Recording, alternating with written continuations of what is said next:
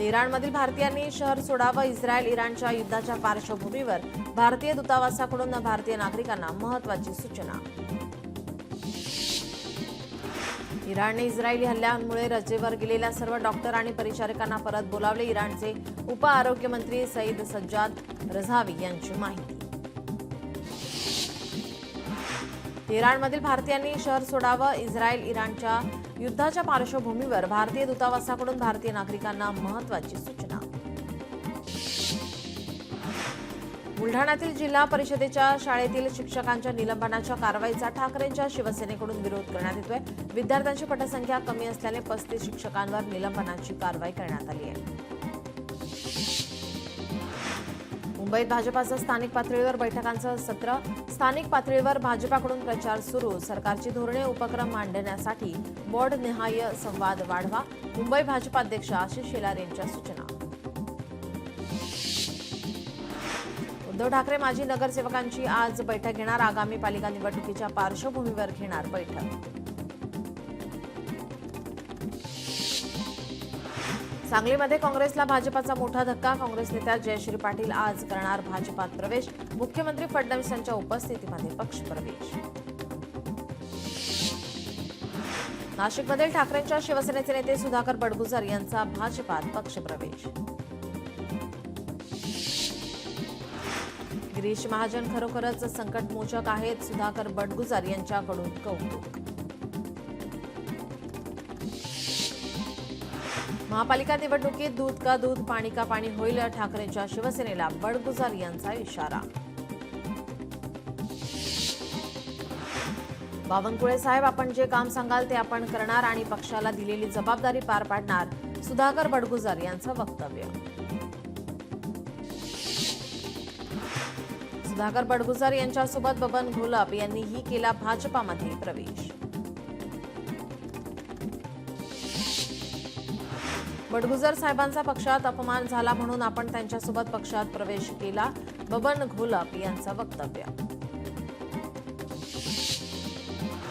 येणाऱ्या निवडणुकीमध्ये आपण आपल्या जो खाके आहे तो दाखवू आणि भाजपाला विजय करू, असं बबन घोलप यांनी म्हटलं आहे. नाशिक जिल्हा आपला बालेकिल्ला. पक्ष मोठा करणं म्हणजे दलाली नाही. आता आपल्याला अब की बार सो पार करायचा आहे. गिरीश महाजन यांचं वक्तव्य. तुम्ही सर्वांनी जो भाजपावर विश्वास दाखवला आहे त्याला आम्ही तडा जाऊ देणार नाही. येणाऱ्या काळात भाजप आणि आपली विचारधारा सामान्य जनतेपर्यंत पोहोचवण्यासाठी कटिबद्ध राहू. रवींद्र चव्हाण यांचं वक्तव्य. अजित पवार यांना सोबत घेण्याबाबत पवारांची नकार घंटा. जे भाजपासोबत गेले त्यांना सोबत घेऊ शकत नाही. गांधी, नेहरू, फुले, शाहू, आंबेडकर विचारांना सोबत घेऊ. संधी साधूपणा करणाऱ्यांसोबत आम्ही जाऊ शकत नाही. शरद पवार यांचं वक्तव्य. विनोद घोसाळकर आणि त्यांच्या सुनबाई आमच्या सोबत. तेजस्वी घोसाळकरांच्या नाराजीवर संजय राऊत यांचं स्पष्टीकरण. ठाकरेंच्या शिवसेनेच्या युवा सेनेकडून अंबाबाई चरणी 59 किलोचा मोतीचूर लाडू अर्पण. अंबाबाईचा प्रसाद म्हणून भक्तांना केला वाटप.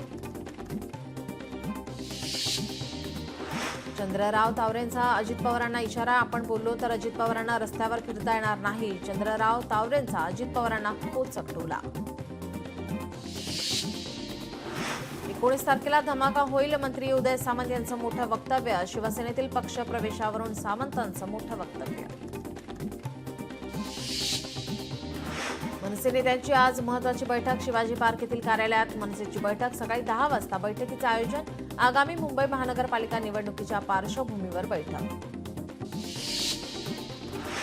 आज ठाकरेंची शिवसेना मनसेचं एकत्रित आंदोलन. इंडिगो अंतर्गत कार्यान्वित अजाईल कंपनी विरोधात आंदोलन. पगारवाढ करार रद्द करण्याच्या मागणीसाठी आंदोलन. मुंबईमध्ये रंगणार पहिला रेडिओ महोत्सव. जागतिक संगीत दिनाचं औचित्य साधत 21 जून रोजी मुंबईमध्ये रेडिओ महोत्सवाचं आयोजन. सांस्कृतिक कार्यमंत्री आशिष शेलार यांची माहिती. धाराशिवमध्ये पदव्युत्तर परीक्षेदरम्यान अटींचा भंग होत असलेल्या महाविद्यालयांवर कारवाई होणार. डॉक्टर बाबासाहेब आंबेडकर मराठवाडा विद्यापीठांतर्गत महाविद्यालयातील परीक्षा केंद्र रद्द करण्याची प्रक्रिया सुरू. बुलढाण्यातील सार्वजनिक बांधकाम विभागाच्या कार्यालयाला नवा कॉर्पोरेट लुक. कार्यालयासमोरील रोड रोलर ठरत आहे आकर्षणाचा केंद्र. अकोल्यात अवैध वीट भट्ट्यांविरोधात गणेश सुरजुसे यांचं जिल्हाधिकारी कार्यालयासमोर धरणे आंदोलन. अवैध वीट भट्ट्यांची सीबीआय चौकशी करण्याची निवेदनातून मागणी. अकोला जिल्ह्यात 8,47,000 पुस्तकांचे होणार वितरण. 1,38,000 शालेय विद्यार्थ्यांना मिळणार मोफत पुस्तक. छत्रपती संभाजीनगरात जिल्हा परिषदेच्या शाळेत विद्यार्थ्यांची संख्या वाढवण्याच्या दृष्टीनं पिसादेवी ग्रामपंचायतीचा उपक्रम. शाळेत प्रवेश घेणाऱ्या विद्यार्थ्यांना वर्षभराची कर माफी. बुलढाण्यातील शेलगाव देशमुख गावात हात आणि पायाला भेगा पडलेले रुग्ण आढळलेत. आजार संसर्गजन्य नाही.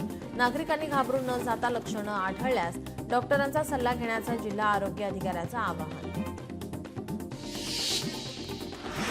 जागतिक घरेलू कामगार दिनानिमित्त कल्याणमध्ये 300 घरकाम महिलांनी मानवी साखळी करत दिल्या शुभेच्छा. सर्वोच्च न्यायालयाच्या निर्णयाचं स्वागत करत आभार मानले. मुंबई मडगाव वंदे भारत एक्सप्रेसच्या वेळापत्रकात बदल. 15 जून ते 20 ऑक्टोबरपर्यंत वेळापत्रकात बदल. संबंधित कालावधीत 6 ऐवजी 3 दिवस रेल्वे धावणार. राज्यातील पुलांच्या तपासणीवर जिल्हा प्रशासनाचा फोकस. यवतमाळ जिल्ह्यात B&C द्वारे 4,119 पुलांचे ऑडिट. राष्ट्रीय राज्यमार्ग प्राधिकरणाच्या मार्गावरील पुलांचे स्ट्रक्चरल ऑडिट करण्याचे जिल्हा प्रशासनाने काढले पत्र. कोल्हापूर हद्दवाढ विरोधात ग्रामस्थ आक्रमक. पुलाची शिरोली ग्रामस्थांचं शोले स्टाईल आंदोलन. हद्दवाढी विरोधात 20 गावातील ग्रामस्थ आक्रमक. कल्याणमधील पिसवली ग्रामस्थांची होणार डम्पिंगच्या दुर्गंधीतून मुक्तता. डम्पिंग ग्राउंडच्या जागेचे बागेमध्ये होणार रूपांतरण. आमदार राजेश मोरे यांचा पुढाकार. गडचिरोली जिल्ह्यात येत्या 23 जून पासून सुरू होणाऱ्या शालेय सत्रासाठी तयारी सुरू. जिल्हा परिषद आणि नगर परिषदांच्या शाळेतील 65,000 विद्यार्थ्यांना शाळा समितीमार्फत घरपोच गणवेश. पत्रकार भवनाचे निकृष्ट दर्जाचे काम थांबवून ठेकेदारास काळ्या यादीत टाकावे. पत्रकारांचे उपजिल्हाधिकारी कार्यालयासमोर बोंब मारो आंदोलन. सातारा शहराच्या पाणी पुरवठ्याचा मुख्य स्रोत असलेला ऐतिहासिक महाद तलाव जून महिन्याच्या सुरुवातीला तुडुंब भरला. पाऊस असा पडत राहिला तर यावर्षी पाणी टंचाईचा धोका दूर होईल. गावकऱ्यांची प्रतिक्रिया. रत्नागिरी जिल्ह्यांना जोडणाऱ्या कशेडी घाटात नव्याने बनलेल्या बोगद्याला गळती. प्रवास करणाऱ्या वाहन चालकांना मोठा त्रास सहन करावा लागतोय. प्रयागराजमध्ये मनकामेश्वर मंदिरामध्ये ड्रेस कोड लागू. श्रावण महिन्यातील पूजेसाठी भाविकांनी पूजा करण्यासाठी पूर्ण कपड्यात येण्याच्या मंदिराकडून सूचना.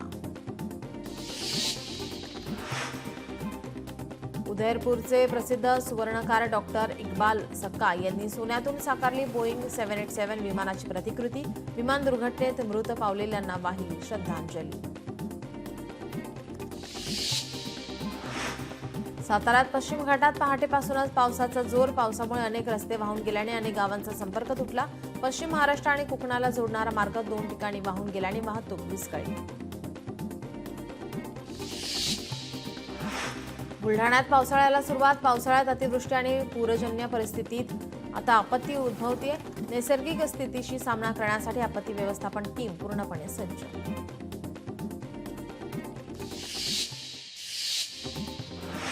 आषाढी यात्रेसाठी पंढरपूरला जाणाऱ्या पालख्या आणि दिंड्यांना 20,000 रुपये अनुदान. सरकारची घोषणा. मानाच्या पालख्यांमध्ये नाव नोंदणी केलेल्या पालख्यांनी दिंडीचा सक्षम पुरावा पुणे विभागीय आयुक्तांकडे सादर करण्याचं वारकरी साहित्य परिषदेचं आवाहन.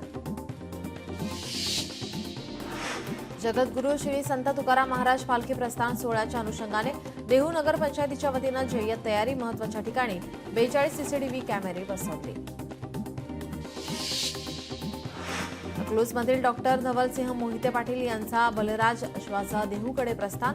आषाढी वारीसाठी संत तुकाराम महाराज पालखी सोहळ्यात सहभागी होणार. चैतन्य महाराजांच्या दिंडीचे ओतूरमधून प्रस्थान. संत चैतन्य महाराज संत तुकोबारायांचे गुरु. 65 वर्षांपासून वारीची अखंड परंपरा. तुकोबारायांच्या पालखीचं आज प्रस्थान. देहूनगरी भाविकांच्या स्वागतात सज्ज. मुख्यमंत्री देवेंद्र फडणवीस, उपमुख्यमंत्री अजित पवार, केंद्रीय राज्यमंत्री मुरलीधर मोहोळ उपस्थित राहणार. बुलढाण्यात शेतकऱ्यांना मुसळधार पावसाची प्रतीक्षा. पेरणी होऊन पाऊस न झाल्याने शेतकरी चिंतेत. लवकर समाधानकारक पाऊस न झाल्यास दुबार पेरणीची परिस्थिती. लातूर जिल्ह्यात गतवर्षीच्या तुलनेमध्ये यावर्षी सोयाबीनचे क्षेत्र घटणार. कापूस, तूर आणि ऊसाच्या क्षेत्रात होणार वाढ. 10 ते 15% सोयाबीन क्षेत्र घटणार.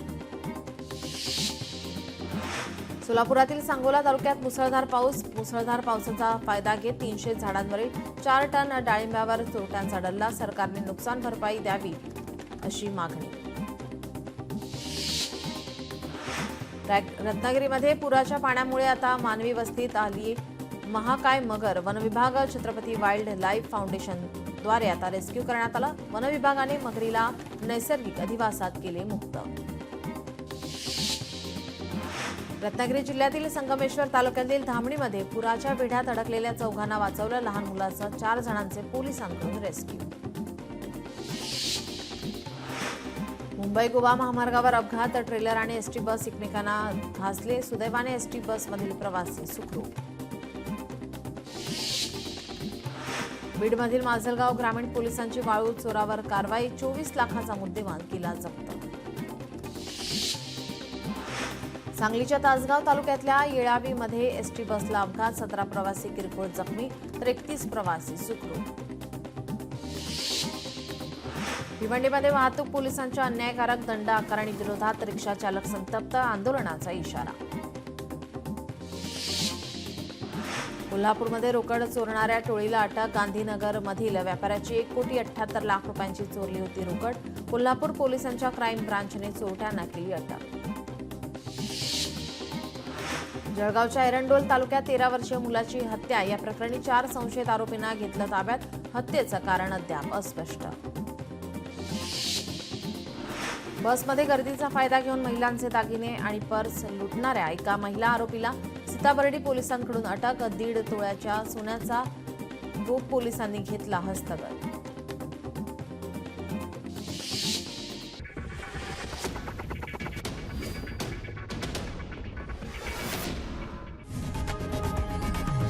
लोकशाही मराठी ऐका, पहा, जागरूक रहा.